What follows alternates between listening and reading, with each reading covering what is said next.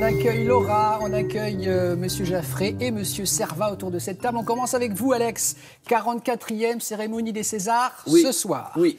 91e cérémonie des Oscars dans la nuit de dimanche à lundi. Donc on va en profiter avec vous pour voir les bandes originales de films qui peuvent rafler des statuettes. Comme chaque année, je vais vous annoncer maintenant les gagnants. C'est ça. Et on vérifiera lundi. Et une fois de plus, les gens diront, mon Dieu, comment il a fait comment et pourquoi il est si bien coiffé. En fait, on va commencer avec ce qu'on a entendu, c'est-à-dire Alexandre Desplat, notre chouchou national, le compositeur français incroyable, et même à l'étranger, puisque je vous rappelle qu'il a eu 2 Césars, il a eu 2 Oscars. Donc voilà. Et là, il est des 2 côtés de l'Atlantique. Il est à la fois, pour ce qu'on vient d'entendre, les frères Sisters de Jacques Audiard, hein, son frère de cinéma, avec qui il avait déjà eu 2 Césars pour De rouiller d'os et De battre mon cœur s'est arrêté. Et puis, de l'autre côté, il est nommé aussi pour un film qui me fait beaucoup rire, qui s'appelle Il est où ? Il est là. Non, il n'est pas là. Il est là, voilà. C'est L'île aux chiens. Un film d'animation avec Wes Anderson. Wes Anderson, avec qui il avait déjà eu un Oscar pour le Budapest Grand Hôtel, et avec qui il avait déjà travaillé sur un film d'animation qui s'appelait Le Fantastic Mr. Fox. C'est une rubrique cinéma, hein. Oui. C'est incroyable. Mais c'est bien préparé. Oui, je peux remplacer Charlotte Bouteloup comme ça sur un. Hop, on m'appelle, tac, j'arrive. On va la prévenir, Charlotte. Voilà. Et je vous propose d'écouter. Et ce qui est intéressant dans L'île aux chiens, c'est que c'est censé se passer pas très loin du Japon. Donc il a utilisé des taïkos, c'est des instruments de percussion japonaises qui font des grosses percussions. Mais en même temps, vous tapez avec les baguettes. Donc ça fait un mélange de petits carillons, de trucs très à la Desplat, c'est-à-dire un mélange de trucs improbables. Jetez une oreille sur la bande-annonce. C'est un extrait de L'île aux chiens.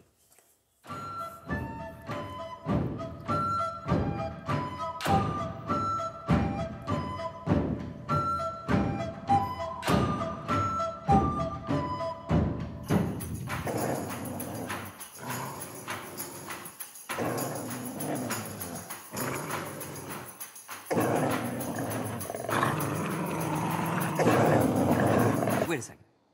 Before we attack each other and tear ourselves to shreds like a pack of maniacs, let's just open the sack first and see what's actually in it. It might not even be worth the trouble. What do you think? I'm not sure. Maybe. Hi. Tout cela ne manque pas de chiens. Exactement. Alors, le casting est incroyable, parce que là, c'est des chiens qui parlent, mais c'est Georges Clooney, Edward Norton. Enfin, le film est très drôle, si vous ne l'avez pas vu. Et la musique, là, évidemment, sur un court extrait comme ça, on a du mal à se rendre compte, mais c'est absolument somptueux. Dans une salle de cinéma, avec un bon système. Hein, mais c'est très, très beau. Va-t-il gagner? On ne sait pas. Et s'il gagne, il sera un des rares à avoir un Oscar de plus, parce que vous avez Legrand et vous avez Maurice Jarre, qui ont eu deux Oscars.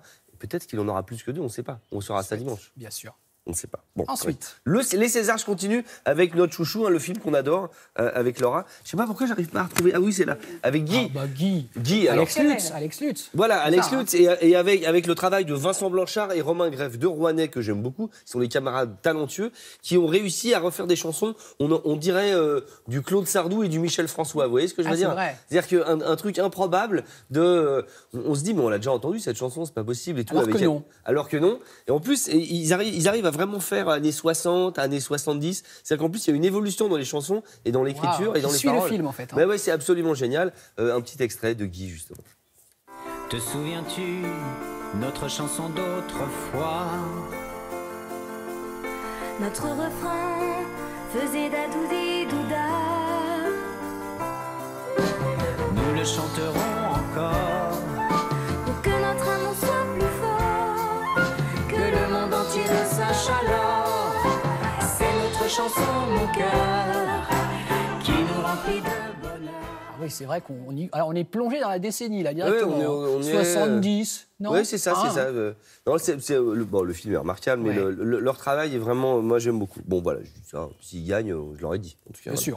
Et on finit avec aussi l'autre chouchou improbable, c'est Bradley Cooper et Lady Gaga, tout le monde en a parlé. Qu'est-ce que j'ai adoré, ce oui, film. Star is Born. C'est-à-dire qu'on découvre 2 choses. On découvre que Lady Gaga est une très bonne comédienne, et on découvre que Bradley Cooper est un très bon chanteur et un excellent réalisateur. Et là, on se dit, mais comment? Alors, pour ceux qui sont un petit peu fans, il s'est fait vraiment le look du chanteur de Pearl Jam, d'Eddie Vedder, voilà. Et c'est génial. C'est-à-dire que si vous ne connaissez pas Eddie Vedder, vous tapez Eddie Vedder sur les internets et d'un seul coup, vous dites c'est Bradley Cooper. Il chante pareil, la même barbe et tout. C'est absolument splendide. Le titre est coécrit par Lady Gaga et Mark Ronson.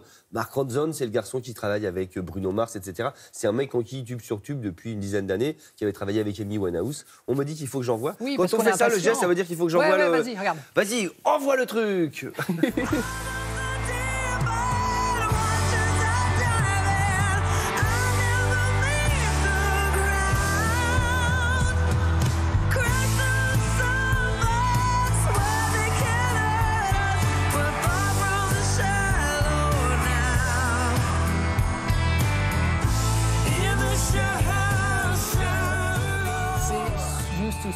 C'est juste sublime.